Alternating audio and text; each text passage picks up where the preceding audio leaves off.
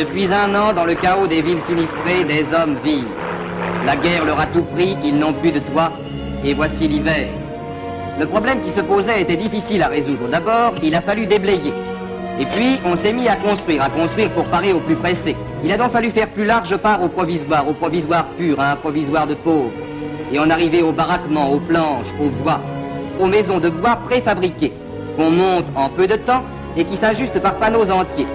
Mais les grands fournisseurs, l'Amérique, l'Angleterre, la Norvège, ne peuvent suffire à une demande aussi considérable. Ailleurs encore, à côté des baraquements provisoires, on a pu construire un peu pour l'avenir, en matériaux solides, sauf le toit toutefois. Des familles s'entassent, 4, 6 personnes dans une pièce. Les sinistrés, a dit M. Dautry, devront se serrer cet hiver pour être tous à l'abri. Il fallait un gîte à 2 millions de Français. Tous ne seront pas relogés dans les conditions espérées, mais le temps était court pour une tâche aussi gigantesque. L'origine des grands ensembles, de la politique publique des grands ensembles, est beaucoup plus ancienne que ce qu'on en connaît à travers les UP et les AC. On pourrait dater effectivement le début de cette genèse des grands ensembles des années 44-45, au moment où la France fait face à d'importantes destructions dues à la Seconde Guerre mondiale. Du fait de ces importantes destructions, la France compte des millions et des millions de sans-logis, de mal-logés, de sinistrés, comme on disait à l'époque, à cause des bombardements. Et donc très très vite, en fait, avant même 1945, dès 1944, au moment de la libération progressive du territoire national, a été créé un nouveau ministère, donc qui n'existait pas auparavant, le MRU, ministère de la Reconstruction et de l'Urbanisme, dont les attributions sont assez diverses, et ne concernent pas que le logement. Les 3 principales directions du ministère sont les suivantes. Donc, direction de la construction, direction de la reconstruction et puis direction de l'aménagement du territoire.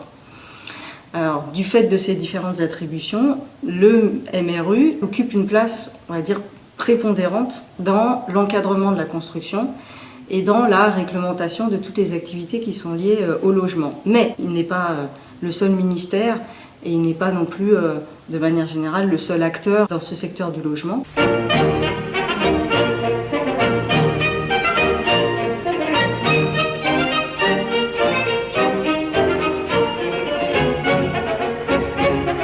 L'origine des grands ensembles, c'est 44-45 avec ce que Gwenaël vient de dire, mais les formes qui permettaient de construire plus vite, plus rapidement, pour avoir plus de logements à offrir, parce que la demande était forte, même avant la guerre, on peut reculer.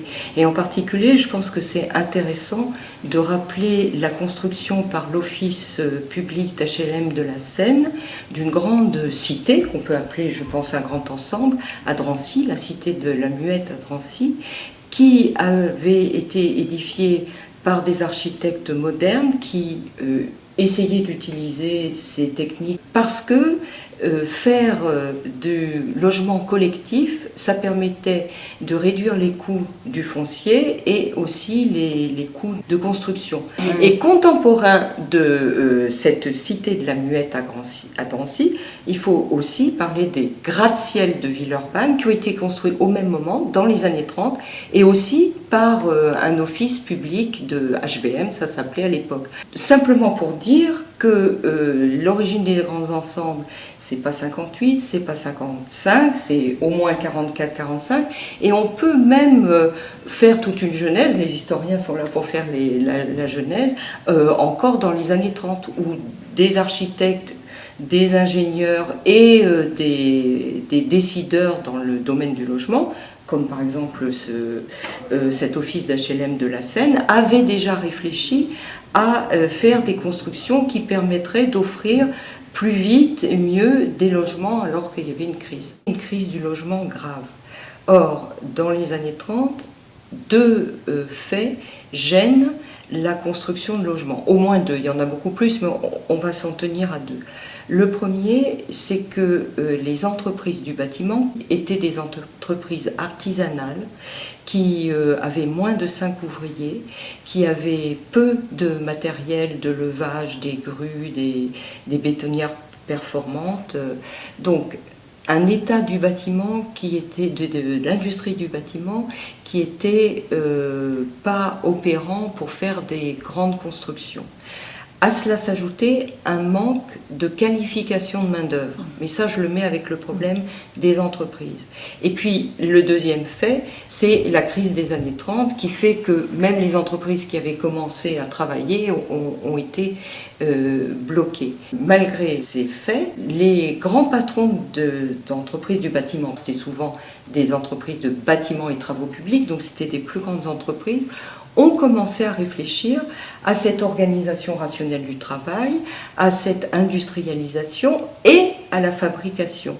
Donc, dans les années 30, il y a déjà eu des études, plus ou moins encouragées par les pouvoirs publics, pour développer l'industrialisation et la préfabrication. Et le régime de Vichy, qui d'un côté prônait le retour au rural, s'est aussi occupé de modernisation et d'industrialisation. Et les instances qui avaient été créées par Vichy, c'est pas notre sujet, mais concernant la construction, ont encouragé et ont mené des chantiers d'expérience, quasiment les mêmes que ceux qu'on va retrouver en 1945, particulièrement à Orléans, où il y avait une entreprise de bâtiments et de travaux publics très performante et très soucieuse d'innovation. Et on a commencé à faire des poutrelles de béton précontraint, de la préfabrication. Ce qui fait qu'en 1945, avec bien entendu le changement de régime, les autres façons d'envisager les choses, mais au MRU, où il y avait, il faut le souligner, une certaine continuité des personnels, on a pu reprendre cette idée de préfabrication et de chantier d'expérience.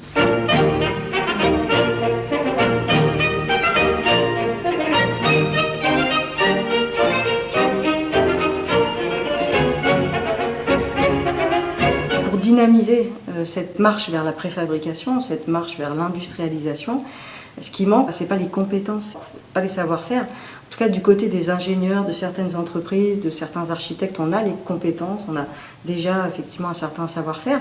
Mais ce qui manque, c'est, pour simplifier, et probablement parmi d'autres facteurs, ce qui manque, c'est quand même l'argent. C'est-à-dire que pour faire passer un secteur artisanal, pour faire passer le secteur du bâtiment d'un état artisanal à un état quasi industriel, il faut investir des capitaux considérables. Or, on est dans la France de l'après-guerre. La France, on l'a dit tout à l'heure, est détruite, mais en plus, elle est ruinée. Et donc, il faut que l'État s'engage. En tout cas, aux côtés des entrepreneurs qui seraient prêts, effectivement, à tenter l'aventure de l'industrialisation. D'où ces chantiers expérimentaux. Au sein de la direction de la construction, a été créé un bureau des chantiers expérimentaux, dont l'objectif est précisément d'encourager l'industrialisation du secteur du bâtiment.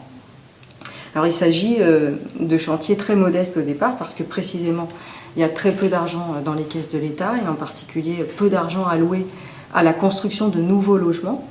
Mais malgré tout, avec les faibles crédits qui sont alloués à la construction de logements, le MRU a mis sur place donc, ces chantiers expérimentaux. Dans l'immense chantier qu'allait devenir la France, il importait d'éviter les entreprises stériles, de limiter les tâtonnements, de rassembler et d'orienter les efforts dispersés. On a donc rassemblé sur les 80 hectares acquis par le ministère de la Reconstruction les différents modèles de maisons étudiés spécialement pour remplacer nos millions de foyers détruits. Les premiers travaux commencèrent à la fin de l'été 1945. Pour construire sur le territoire du centre, la règle fut la même pour tous les constructeurs français. Leurs plans et leurs matériaux approuvés, ils se voyaient assigner un site d'implantation. Le montage commençait alors sous leur direction, mais aussi sous le contrôle permanent des services de la reconstruction et, le cas échéant, des bureaux Veritas ou Securitas. Voici les caractéristiques de la maison Cima. Maison préfabriquée comme toutes celles de Noisy. Entendez que ces éléments sont fabriqués en usine, puis assemblés sur le chantier. La maison achevée, un rapport administratif est dressé. Puis on procède à la détermination des qualités d'isolation thermique et aussi de protection contre le bruit. Le ministère lance également des études pour connaître donc les différentes techniques dans le domaine de la construction, pour savoir exactement quelles sont les techniques qui permettraient de gagner du temps, de gagner de l'argent également, en tout cas de faire baisser les coûts de construction, et puis des études qui ont également pour but de connaître un petit peu les besoins et les souhaits des Français en matière de logement. Et en fait, c'est dans le cadre de ces chantiers expérimentaux, même si on ne les appelle pas véritablement comme ça dès 1945, mais c'est dans le cadre de ces opérations expérimentales que finalement va s'élaborer petit à petit ce que par la suite on pourra nommer une politique publique des grands ensembles.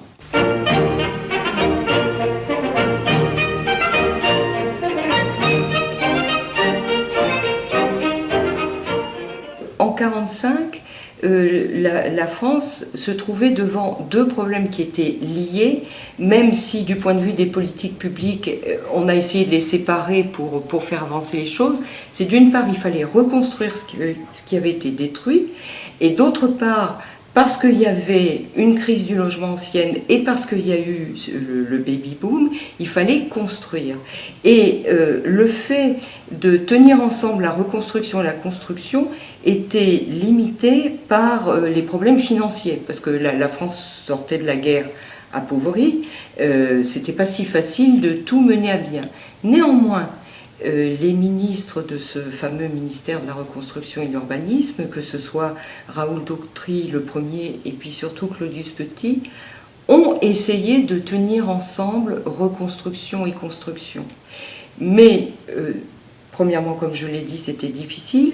Et par ailleurs, les types de politiques publiques à mener n'étaient pas exactement les mêmes.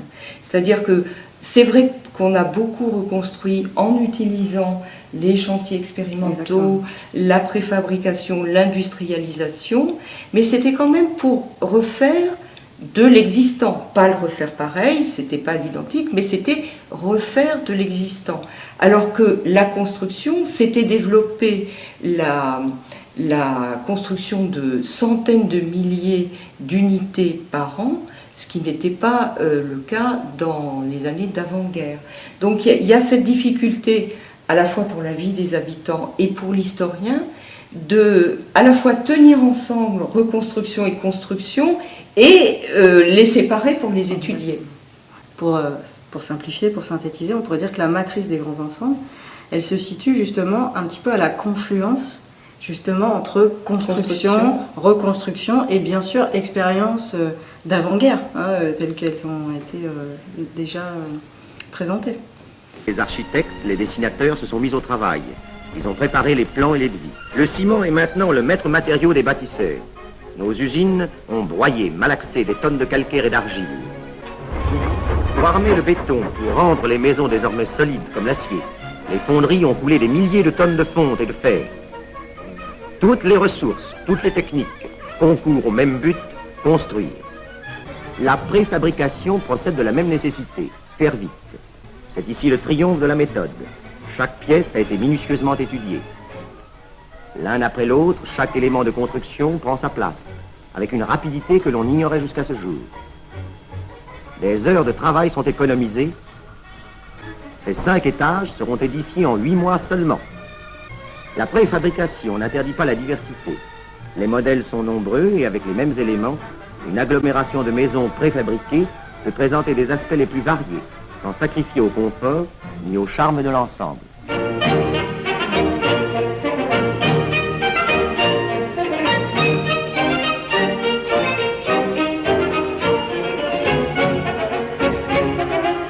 Pour comprendre la construction des grands ensembles, il faut replacer ces opérations de construction dans un processus plus long qui est celui de l'industrialisation du secteur du bâtiment. Dans l'extrait de film, on a entendu beaucoup parler de préfabrication. La préfabrication a été vantée, mise en avant par le MRU.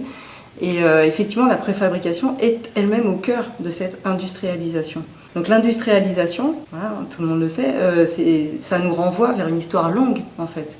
C'est l'histoire des révolutions industrielles, c'est la mise en place en fait d'un processus de production en série, à grande échelle, de produits standardisés. Et ce processus d'industrialisation tel qu'il est apparu dans les révolutions industrielles s'appuyait notamment sur la mise en place d'une organisation dite scientifique du travail qui consistait à simplifier et à diviser à l'extrême, en tout cas au maximum, le processus de travail et de production. Alors, dans le secteur du bâtiment, l'industrialisation, donc la mise en place de cette simplification du travail, qu'on a appelé aussi parfois la rationalisation des chantiers. En tout cas, c'est ce qui apparaît dans les sources très clairement, dans la France d'après-guerre. Donc ce processus d'industrialisation, il n'affecte le secteur du bâtiment en France qu'après la Seconde Guerre mondiale, et encore d'une façon très difficile, vraiment très très lente. Alors pourquoi le mot préfabrication il est aussi important dans ce processus d'industrialisation du bâtiment? Parce que justement, pour pouvoir construire des logements en série, des logements standardisés en série à grande échelle, eh bien, la solution que les ingénieurs et les architectes ont trouvée, c'est de préfabriquer les éléments de construction.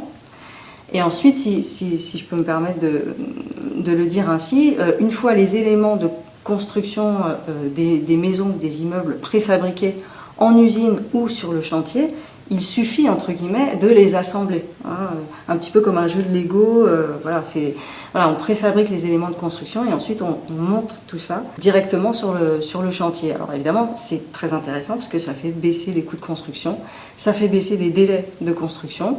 Et en plus, l'autre objectif, c'est de standardiser les réalisations. Alors, comme il est dit dans le petit film de communication, bien sûr, il ne s'agit pas de construire un seul type de logement, c'est pas l'objectif, mais de standardiser plutôt les techniques de construction, les matériaux, les méthodes de construction. Et donc, avec les mêmes matériaux, avec les mêmes techniques, on peut construire des logements divers, effectivement. Donc des logements collectifs, des logements individuels, du mitoyen ou au contraire des logements indépendants. On peut utiliser cette méthode de préfabrication dans le cadre d'opérations restreintes ou au contraire dans le cadre d'opérations massives. Donc si on laisse de côté évidemment le caractère un petit peu trop élogieux en fait de la voix off, hein, voilà, c'est vrai que effectivement la standardisation n'aboutit pas forcément à une absence de créativité, voilà, notamment de la part des architectes.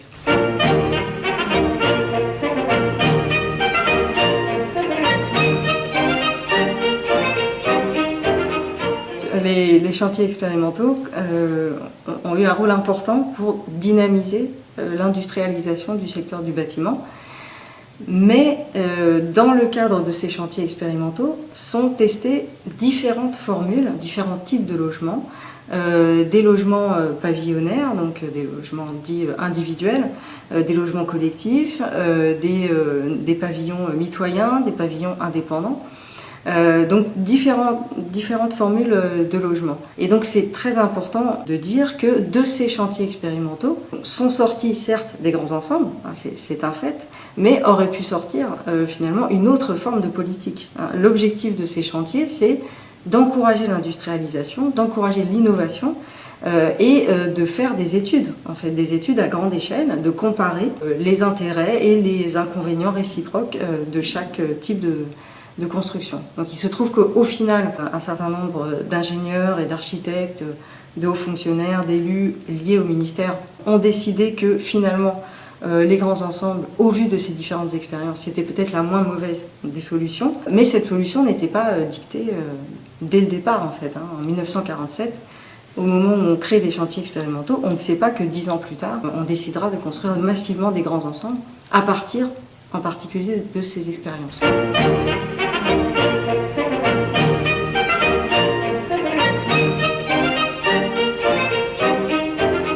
Les grands ensembles ont été choisis parmi d'autres formules. Ce choix a été fait en toute connaissance de cause. C'est un vrai choix politique qui ne peut pas se réduire simplement effectivement à un coup de tête, à un caprice de tel ou tel personnage, acteur historique. C'est un choix qui a été élaboré, choix rationnel en quelque sorte, même s'il peut être soumis à la critique naturellement. Mais c'est un choix qui s'explique par le contexte, par les acteurs. Et c'est cette approche-là qui permet de faire des grands ensembles un objet d'histoire. Il ne s'agit pas de simplifier les choses. Et donc les acteurs font un choix politique dans un contexte historique donné, en toute connaissance de cause, enfin, dans la mesure des connaissances de l'époque. Donc ils assument d'emblée, dès le milieu des années 50, le fait que s'ils choisissent les grands ensembles, il risque d'y avoir un certain nombre de problèmes. Une population beaucoup plus nombreuse trouve là beaucoup plus de confort, d'hygiène, de soleil et d'espace libre. Cependant, ces bâtiments géants surface plate, volume cubique, géométrie monotone, risque de conduire à une autre laideur. Quoique harcelés par les impératifs d'urgence et de prix, les architectes s'efforcent d'y pallier. Comme à Épinay, ils recherchent la diversité des volumes, la variété des couleurs, l'inattendu des perspectives. Ainsi se dessine tout un mouvement d'études vers l'urbanisme, esthétique sociale.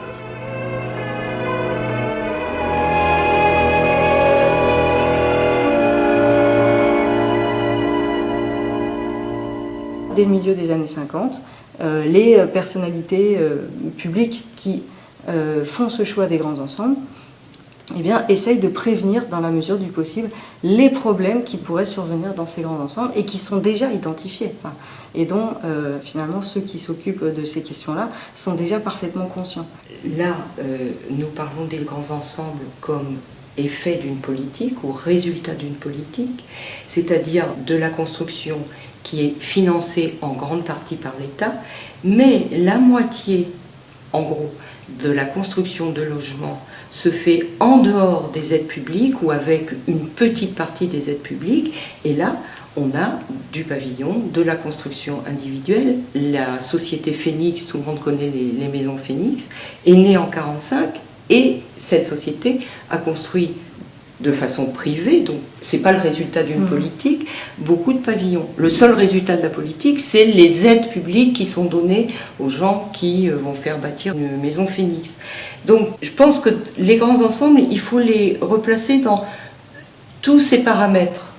C'est important pour comprendre que c'est pas arrivé comme ça, du jour au lendemain, une volonté, comme dit Gwenaëlle, un ministre qui arrive le matin en disant « maintenant on va faire des grands ensembles », c'est plus complexe que ça.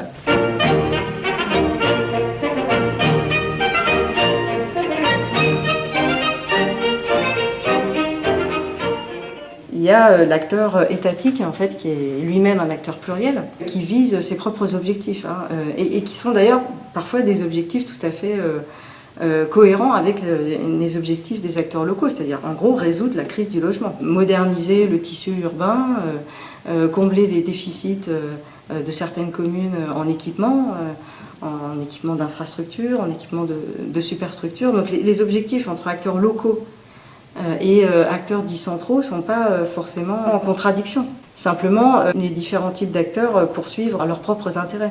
Ça, je le montre bien dans mon ouvrage. C'est que, bien sûr, chacun essaie de tirer les marrons du feu. Les élus ont un projet politique pour leur territoire, pour leur population.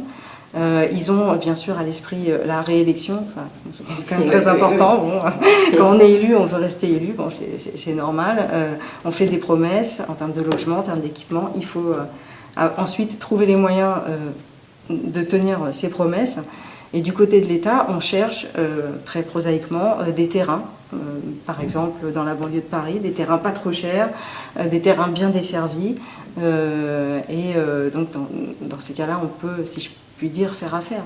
On peut faire affaire entre acteurs locaux et acteurs centraux. On peut trouver un terrain d'entente, même s'il y a des rapports de force qui sont bien sûr inégaux entre des grands promoteurs immobiliers, l'État, les grandes structures parapubliques d'un côté, et de l'autre parfois des petits acteurs locaux, petites communes qui sont parfois dépourvues même d'offices publics, puisqu'on parlait des offices publics.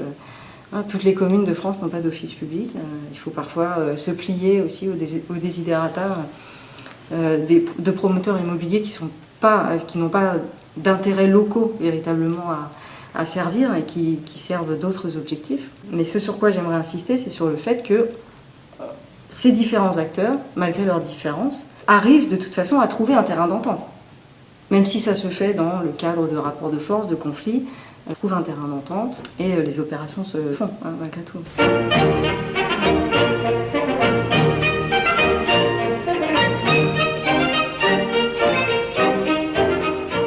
Le grand intérêt de cet ouvrage, qui est souligné du reste par Annie Fourcault dans son introduction, c'est d'une part de rappeler, ce que tous les historiens savent, mais quand même, qu'un objet historique est un objet complexe. Ça, c'est une première chose.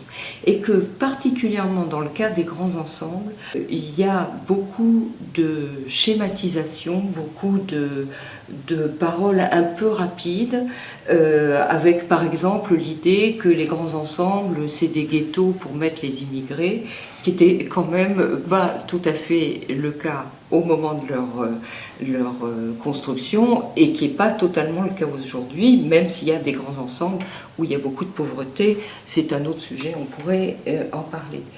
Donc, comprendre la jeunesse des grands ensembles, la façon dont s'élabore une politique publique de façon complexe, qui peut éventuellement même évoluer dans le temps, ça permet de ne pas mal comprendre les maux de notre temps.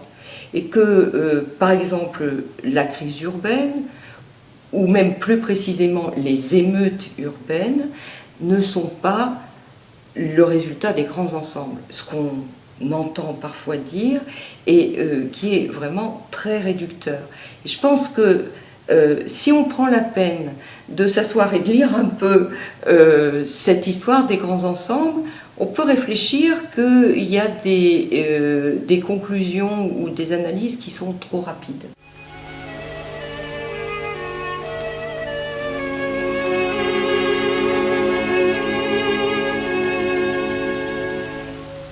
Toi, Jean-Pierre, tu ne te souciais que de l'avenir. Un jour, on te demanda de servir de guide à un architecte en voyage d'études. Ensemble, vous avez parcouru la France, visitant cités-jardins, gratte-ciel et pavillons d'HLM.